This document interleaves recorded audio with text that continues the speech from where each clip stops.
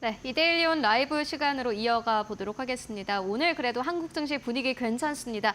코스피, 코스닥 양시장이 모두 다 상승 탄력을 받아가고 있고 코스피가 2,600선 위에서 움직입니다. 오늘 코스피가 2,600선을 회복할 수 있을까 하는 의구심이 있었는데 그래도 윗선에서 현재 거래가 되고 있고요. 오늘 코스닥은 코스피보다도 강합니다. 1% 이상의 강세 탄력 받아가고 있는데요. 이런 시장 상황 함께 분석해 보도록 하겠습니다. 이데일리온의 김태훈 파트너 모시고 이야기 나눠보도록 하겠습니다. 안녕하십니까? 안녕하세요. 네, 파트너님 보니까는 지난주 현지 시간 금요일 뉴욕 증시의 경우에는 M7이 최근에 또 강력한 시세를 보여주면서 기술주 중심의 나스닥 지수가 사상 최고치를 경신을 했고 오늘 시장도 나쁘지 않습니다. 시장 상황 함께 좀 정리를 좀 해주시죠. 지금 미국 시장은 다우 지수와 지금 S&P 500 지수도 굉장히 좋은 모습을 보여줬고 여기에 나스닥 지수는 지난주 금요일 날 끝난 장에서 사상 최고가를 치렀습니다. 그러면서 미국 시장은 이 골디락스로 접어들고 있지 않나라는 말이 나오고 있는데요. 그럼에도 불구하고 이 기업 실적들, 매그니피센트 세븐의 이 기업 실적 발표가 중요한 이정표가 될 가능성이 큽니다. 특히나 지난주에 발표했던 이 테슬라의 실적은 어닝 서프라이즈를 내놓으면서 시장 전체적으로 이 매수세를 유입시키는 그런 기회를 가져왔고요. 하지만 지금 현재 가장 중요한 종목은 어떻게 보면 우리에게는 엔비디아의 실적 발표일 겁니다. 엔비디아는 우리나라 SK 하이닉스나 또 삼성전자와도 관계가 많은 그런 종목인데요. 인공지능 AI 반도체가 어느 정도 더 투자를 계속 받을 수 있는지 그 지표를 보여주는 것으로 엔비디아 실적에 따라서 우리나라 SK 하이닉스의 주가 상승도 계속 이어질 수도 있고 특히나 SK 하이닉스가 HBM 쪽에서 거의 독과점하다시피 하는 이 시장 분위기가 내년까지도 이어질 수 있다는 그런 기대감을 갖게 하는 것이죠. 특히나 이 엔비디아가 이 AI 칩인 신종 AI 칩인 블랙웰을 1년치 주문을 받았다는 것을 이제 미리 실적 발표 전에 공개를 했는데요. 이것은 엔비디아에 대한 기대감을 갖게 하고 있습니다. 하지만 지금 미국 시장에서 가장 큰 문제는 역시 미국 대선이겠죠. 맞습니다. 대선이 일주일 남았습니다. 일주일 후에 누가 미국의 대통령이 되에 따라서 미국의 정책이 많이 변할 수 있기 때문에 이에 대해서 주의 깊게 좀 살펴봐야 될 필요가 있어 보입니다. 미국은 사실 이슈가 현재 굉장히 많은 상황입니다. 실적 발표도 앞두고 있는 기업들 꽤나 많고요. 이번 주에 굵직굵직한 빅테크 기업들 실적 발표를 앞두고 있는 상황입니다. 그리고 무엇보다 미국의 대선이 이제 약 9일 정도 남았습니다. 여러 가지 변동성 커지는 가운데서 관련된 사안은 계속해서 좀 힘을 짓누를 예정인 것으로 보여지고요. 그렇다면 한국 증시에서는 어떠한 이슈 좀 보면 되겠습니까? 우리 증시도 역시나 기업 실적을 발표하고 있습니다. 지금 현대차와 기아가 지난주에 발표를 했는데요. 그러면서 사상 최대 3분기 때 200조 원이 넘는 매출액을 달성했다고 발표를 했습니다. 이거는 3분기 때 현대차와 기아가 지금 200조 원 이상 매출한 건 처음인데요. 그러다 보니 시장 내에서 현대차와 기아가 4분기까지 포함해서 사상 최대 매출액을 올릴 것이다라는 기대감이 커지고 있습니다. 이것은 전기차 분야에서 캐즘이라는 이 전기차 수요가 줄어드는 현상이 나타나는 데서 달성한 실적이기 때문에 현대차와 기아의 내년도 실적에 대해서 기대감을 갖게 하고 있고 또 한편으로 현대차의 미국 조지아주 공장이 가동을 시작했기 때문에 미국 내에서 30만 대 양산 체제를 갖출 가능성이 큽니다. 특히나 처음에 전기차 수요가 부족할 수 있기 때문에 하이브리드 차를 홀류에서 생산하게 한 것은 이 미국 조지아주 신공장이 조기에 안착할 수 있는 그런 기대감을 갖게 하고 있고 장기적으로 하이브리드 차 부품주뿐만 아니라 전기차 부품주들도 내년 시장에 대해서 기대감을 갖게 하고 있습니다. 또 한편으로 이 우리나라 증시에 가장 크게 좀 짓누르고 있는 것은 역시나 러시아와 우크라이나 전쟁에 북한이 이제 파병을 한다는 것인데요. 이 지정학적 리스크가 항상 시장에는 이제 상수로서 존재하고 있습니다. 거기에 대해서 정부가 어떻게 대응하느냐에 따라서 우리나라의 방산주들이나 이런 것들이 시장에서 이제 영향을 받고 있고요. 또 한편으로 지금 외국인 투자가들이 삼성전자를 계속 팔고 있습니다. 그러면서 이게 지난 9월 2일 날 처음 마지막으로 매수를 하고 나서 지금까지 외국인 투자가 지속적으로 매도를 하고 있는데요. 그러다 보니 원달러 환율도 지금 1,380원을 돌파해서 1,400원으로 가고 있다는 말들이 나오고 있습니다. 이게 이제 외국인 투자가들이 삼성전자를 가장 많이 투자하고 있었고 그 투자하고 있는 가운데서 삼성전자를 팔면서 바로 달러로 환전하는 수요가 많았기 때문에 원달러 환율이 실제로 1,380원을 넘어 1,400원을 갈 수 있는데요. 그런데 이 1,380원대에서 말 그대로 우리나라 이제 한국은행이나 기획재정부가 직접 시장에 참여를 해서 외환 보유액을 일부 헐어서 이걸 직접 달러를 사들이고 있는 그러면서 이 원화 가치를 어느 정도 좀 이제 방어하려고 하는 움직임이 보이고 있죠. 그럼에도 불구하고 이 원달러 환율이 계속 오르면 우리나라 수출 기업들에게는 환율 효과가 발생합니다. 이 말뜻은 4분기 때 우리 기업들의 실적이 또 좋아질 수 있다는 것이죠. 이런 부분들을 같이 살펴보면서 시장 변화를 좀 보셔야 되는데요. 이제 4분기도 이제 중간이 지나가면서 연기금들이 윈도우 드레싱에 나설 가능성이 큽니다. 이게 지난번에 설명드렸지만 마지막 날 12월 29일 날 마지막 날 거래에서 주가를 끌어오는 게 아니라 그 한 달 전 내지는 지금 11월 달 들어가면서부터 이러한 밑작업들을 해놓습니다. 그래서 펀드의 그 종가 마지막 거래일 날 어느 정도 자신들이 목표하는 수익률을 달성할 수 있도록 작업을 해놓죠.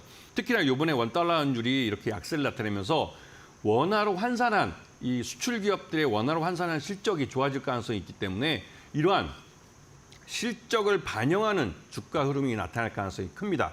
그렇기 때문에 이러한 부분들을 시장에서 좀 조심해서 잘 보셔야 될 필요가 있는 것이죠. 이번 주에는 실적 잘 체크해 보실 필요가 있을 것 같고 달러에 대한 원화의 환율도 역시나 마찬가지로 중요해 보입니다. 이제 달러에 대한 원화의 환율이 1,400원대까지 바짝 다가선 상황이고 이렇게 되면은 4분기에 한국 기업들의 실적, 특히나 수출을 중심으로 하는 기업들의 경우에는 실적이 잘 나올 가능성이 커 보입니다. 현대차와 기아가 또 지난주 실적을 발표를 했는데 현대차의 경우에는 영업이익단에서 약간의 미스가 나긴 했습니다만은 기아가 성장을 했다라는 이 부분의 시장에선 좀 주목을 하면서 오늘 시장에서도 현대차와 기아의 주가는 약간 좀 선별적으로 움직이고 있습니다. 기아의 주가 조금 더 탄력을 받고 있는 상황이고요. 그렇다면 오늘 시장 특징 섹터 하나하나 좀 살펴보도록 하겠습니다. 먼저 첫 번째로는 지정학적 리스크와 관련된 부분 좀 볼 텐데요. 어떻게 보십니까? 이 한반도 지정학적 리스크는 이제 우리 증시에서 상수가 됐습니다. 왜냐하면 이게 단순히 우리 한반도 지정학적 리스크 하면 남북 관계만 생각했었는데 이제는 북한이 이 러시아와 우크라이나 전쟁에 파병을 하면서 우리 한국도 거기에 대해 대응을 하려고 하고 있기 때문에 그렇습니다. 이게 물론 정부가 단계적으로 대응하겠다고 했지만 살상 무기를 보내겠다고까지 이제 검토를 하겠다고까지 말이 나오면서 우리나라의 이 지정학적 리스크가 이 유럽의 지정학적 리스크와 연결되는 그런 리스크가 커지고 있는 상황이죠. 그러면서 또 한편으로 국방부가 자폭 드론을 연내에 실전에 배치하겠다 이 발언을 했는데요. 이게 시장 내에서는 이 드론이 실질적으로 이 군사적인 측면에 사용이 되고 특히나 우리나라 국산 드론이 특히나 이제 이 드론 쪽은 중국이 세계 시장을 거의 독차지하고 있습니다. 독점하다시피 하고 있는데 우리나라에 몇 개 안 되는 이 드론 기업들이 실질적으로 국산 이 자폭 드론을 만드는 데 사용될 가능성이 크기 때문에 그렇게 될 경우에는 이 드론 관련주들이 실질적으로 국방비의 혜택을 받게 됩니다. 그렇기 때문에 그중에서 대표적으로 이제 퍼스텍이라는 회사가 있는데요. 퍼스텍은 자회사 중에 이 유콘 시스템이라는 회사가 있는데 이 회사가 드론을 만드는 회사입니다. 그렇기 때문에 이 회사가 이 드론을 갖고 자폭 드론을 만드는데 이 드론을 사용할 수 있기 때문에 수혜를 받을 수 있는 가능성이 크고 또 한편으로 이 퍼스텍은 국책과제로 이 지뢰 제거 로봇을 만들었던 경험이 있습니다. 그리고 이 지뢰 제거 로봇은 실질적으로 우크라이나에 제공될 수 있는 그런 로봇으로 그렇기 때문에 이 퍼스텍은 실질적으로 지금 이 지정학적 리스크에 관련된 종목들 중에 실적과 연결될 수 있는 가능성이 높은 종목이라고 볼 수가 있는 것이죠. 그렇기 때문에 이 퍼스텍은 올해보다도 내년 실적에 대한 기대감이 점점 커지고 있는 그런 종목입니다. 그렇기 때문에 길게 보는 안목으로 접근할 필요가 있는 것이죠. 퍼스텍 지정학적 리스크와 관련해서 실적이 잘 나오는 기업이다라는 부분 짚고 왔고요. 두 번째 이슈로 넘어가 보도록 하겠습니다. 이번에는 특징 섹터 M&A 관련 기업들 경영권 분쟁 이슈가 최근 시장에서 참 뜨겁습니다. 여러분들 아마 궁금해하실 것 같은데 어떻게 보세요? 이 시장은 특히나 이제 요즘은 이제 머니 게임화 됐다는 말을 하는데요. 맞아요. 이 고려아연 같은 경우는 영풍그룹과 이 경영권 문제가 있는데 양쪽에서 MBK나 그런 그 사모펀드까지 참전을 해서 규모가 약 6조 원의 돈이 여기에 투입됐습니다. 네. 단일 종목에 6조 원이라는 돈이 머니게임으로 이 지분 대결에 사용된 것도 우리나라 이 증시 사상 처음입니다. 이렇게 큰 돈이 실제로 들어가서 주가를 끌어올리면서 고려아연은 66만 원에 공개 매수를 처음 시작했을 때 이후로 지금 130만 원대까지 주가가 급등해 버린 것이죠. 그렇다면 이 고려아연뿐만 아니라 다른 FN가이드나 한미약품, TA항공 등과 또 계속 이제 M&A 이슈가 되고 있는데요. 이게 이제 특히나 이제 고려아연과 이 FN가이드 같은 경우는 이 실질적으로 회사를 경영하는 2대 주주와 그다음에 소유권을 갖고 있는 1대 주주가 이 경영권을 갖고 경영권을 실제로 누가 가질 것이냐에 대해서 싸움이 붙은 경우가 됩니다. 그런데 이런 1대 주주와 2대 주주의 동업관계로 되어 있는 회사가 상장사 중에 꽤 됩니다. 그러다 보니 이런 리스크가 항상 잠재해 있고 이에 대해서 시장에서는 이제 이런 종목들을 찾아서 미리 돗자리를 깔려는 투자들이 많아지고 있죠. 특히 TA항공 같은 경우는 2대 주주가 이 최대 주주인 예림당과의 지분 차이가 단 3%밖에 나지 않습니다. 거기까지 딱 채워놓고 일단은 이 적대적 M&A 의사가 없다라고 발표를 했습니다. 하지만 이 대명소노그룹은 요번에 소노 인터내셔널이 IPO를 추진할 가능성이 크죠. 그렇게 되면 공개 이제 이 상장을 하면서 공모 자금이 들어오게 됩니다. 그 공모 자금을 갖고 요 M&A에 사용할 수가 있는 것이죠. 특히나 이 대명소노그룹은 에어프레미아라는 회사도 또 이 항공사인데요. 이 회사도 2대 주주로 올라 있습니다. 그렇기 때문에 이 예림당이 갖고 있는 TA항공과 TA홀딩스를 인수를 하고 에어프레미아까지 인수할 경우에는 단번에 매출 구조가 한 1조 원 정도 되는 항공사의 사주가 되는 것이죠. 그렇기 때문에 이 대명소노그룹은 이 2대 주주 자리에만 만족하지 않고 향후 실제로 적대적 M&A로 나설 수 있는 가능성도 있다는 부분을 충분히 인지하시고 좀 길게 보는 시각으로 이 종목들을 좀 보셔야 될 것 같습니다. 네, 경영권 분쟁 이슈가 참 단기적인 이슈라고만 생각을 했는데 실질적으로 실적이 어떻게 좀 집계되는지를 잘 확인해 보신다면은 장기적인 시선으로도 역시나 마찬가지로 좀 접근을 해볼 수 있을 것 같습니다. 이어서 다음 이슈, 오늘 시장에서 참 뜨겁습니다. 게임주에게 가장 중요한 것은 중국의 판호 발급인데 네. 오늘 보니까 NC소프트, 시프트업 이렇게 두 가지 기업이 좀 이야기가 되고 있더라고요. 어떻게 보십니까? 그 지난주에 저희가 이제 금요일 날 장이 끝나고 나서 발표가 나왔는데요. 중국에서 새로 게임 판호를 발행하는데 이번에 이 시프트업이 갖고 있는 모바일 게임 승리의 여신 이 니케라는 게임과 NC소프트의 리니지 2M이 이번에 이 판호를 받았습니다. 근데 여기서 시장에서는 오늘 승리의 여신 니케 쪽에 손을 들어주면 시프트업을 주로 사고 있는데 이 NC소프트 같은 경우는 지금 사업 구조조정과 인력 구조조정이 이루어지고 있는 그런 상황입니다. 그러다 보니 이 좋은 뉴스가 나오면서 말 그대로 소문에 사서 뉴스에 파는 결과가 됐죠. 하지만 이 NC소프트가 이번에 판호를 받은 리니지 2M은 대표적인 리니지 게임 IP를 이용한 모바일 게임입니다. 그리고 중국 시장에서는 이 모바일 게임 시장이 기본이 되고 있는 그런 시장이죠. 여기서 지난 몇 년 동안 우리나라 게임이 판호가 안 나오는 동안 이 중국 시장에선 리니지 라이크류의 카피 게임들이 굉장히 큰 시장을 만들어 놨습니다. 그러다 보니 이 중국의 이 카피 게임들이 만들어 놓은 그 시장에 우리 NC소프트의 오리지널 리니지 2M이 이제 들어가게 되는 것이죠. 이거는 그 중국 게임 업체들이 리니지 라이크라는 카피 게임을 만들어 놓은 시장에 우리 NC소프트가 드디어 이제 숟가락 들고 들어간 겁니다. 그렇기 때문에 중국의 게이머들이 이 리니지 라이크의 카피 게임류에다 즐기다가 오리지널 NC소프트의 리니지 2M을 즐길 수 있는 기회가 된 것이죠. 실제로 가짜와 진짜, 가짜와 오리지널의 차이를 이번에 중국 게이머들이 제대로 느끼게 될 겁니다. 그리고 NC소프트가 최근 들어서 주가를 다시 이제 고개를 들면서 올라가고 있는데요. 이런 모습은 이 사업 구조조정과 또 신작 게임들의 그 시장 내 반응 이런 것들이 종합돼서 나타나고 있는 그런 모습입니다. 그렇기 때문에 이 NC소프트에 대해서는 좀 장기적인 시간을 갖고 접근할 필요가 있는 것이죠. 네, 알겠습니다. 일단 게임 업종도 계속해서 살펴볼 필요가 있을 것 같고요. 또 마지막 섹터로 만나보도록 하겠습니다. 럼피 스킨병과 관련된 이슈도 역시나 마찬가지로 좀 봐야 되지 않을까 하는 생각 드는데요. 네. 최근 들어서 동물의약품 관련주, 특히 이제 이 조리독감이나 또 이름이 좀 럼피스킨병 이것들이 국내에서 발병이 하고 있습니다. 맞아요. 특히나 이 조리독감 같은 경우는 고병원성 H5N1 이거 같은 경우는 사람까지도 네. 이 전염이 될 수 있고 그럴 경우에는 이 치사율이 굉장히 높은 치명적인 그 감염병으로 알려져 있습니다. 아직까지는 이 동물에게서만 이게 발병을 해서 사람들에게 위협이 없다고 생각됐지만 이미 미국 정부는 모더나와 파이자와 함께 이 고병원성 조리독감에 대한 백신 개발에 대해서 협의를 시작했고요.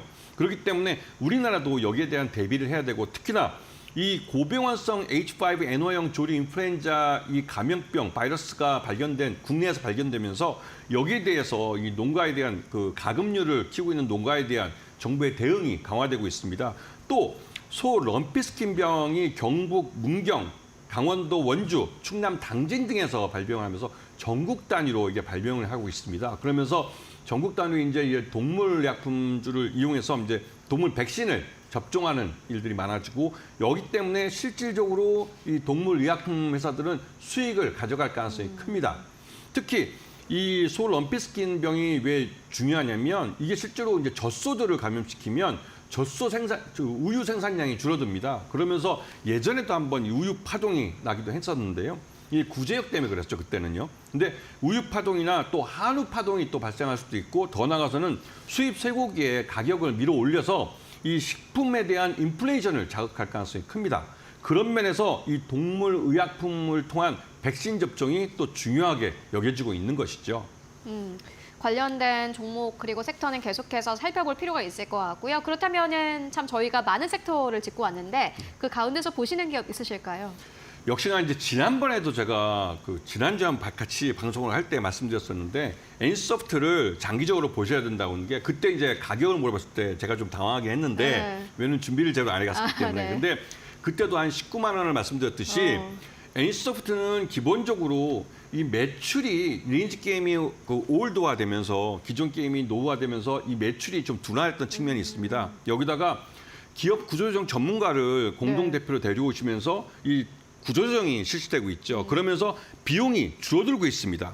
그러면서 요번에 신작 게임을 내놓은 것들이 시장에서 의외로 인기가 좋습니다. 특히나 이 리니지가 요번에 NC소프트가 새로 내놓은 게임 중에 이 스론 앤 리버티라는 게임이 이게 이제 콘솔 게임으로 이 아마존 게임즈를 통해서 전 세계에 런칭이 됐습니다. 그러면서 콘솔 게임 시장에서 이 반응이 꽤 좋게 나왔습니다. 여러분들이 이제 콘솔 게임 하면 아이들한테 이제 선물해주면서 애들이 뭐 닌텐도나 이런 게임 갖고 노는 걸 많이 보셨을 텐데요. 전 세계적으로 게임 시장 중에 가장 큰 시장이 콘솔 게임입니다. 그런데 그 콘솔 게임 시장 내에서 NC소프트가 처음으로 이제 스론 앤 리버티라는 게임을 내놨고 이게 아마존 게임즈를 통해서 글로벌 시장에 런칭하면서 이게 먹히기 시작했다는 것이죠.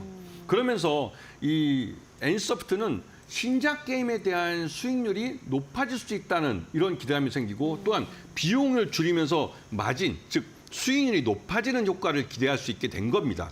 그러면서 물론 이 구조조정은 여러 가지 그 문제들을 낳고 있습니다. 인력 구조조정 같은 경우는 이제 거기에 대해 저항하는 사람들도 있고 그러다 보니 이게 뉴스화돼서 좀 부정적인 이미지도 생기긴 하지만 이거는 이제 성장을 위한 성장통이고요. NC소프트는 처음으로 이제 구조조정을 실시하는 겁니다. 그리고 NC소프트의 이러한 구조조정은 다른 게임 업체에도 영향을 미칠 가능성이 크죠. 그런데 NC소프트는 기본적으로 신작 게임의 글로벌 인기가 나오면서 이 리니지 게임의 올드화된 리니지 게임의 수익률을 커버해 줄 수 있는 그런 기회를 갖게 된 겁니다. NC소프트 언제적 NC소프트일까 하는 생각도 드는데 막상 이제 중국 시장 안에서 넓혀갈 그 저변을 생각을 해본다면은 앞으로 주목해 볼 만하다라는 의견 듣고 왔습니다. 지금까지 김태훈 파트너와 함께 이야기 나눠봤습니다. 말씀 고맙습니다.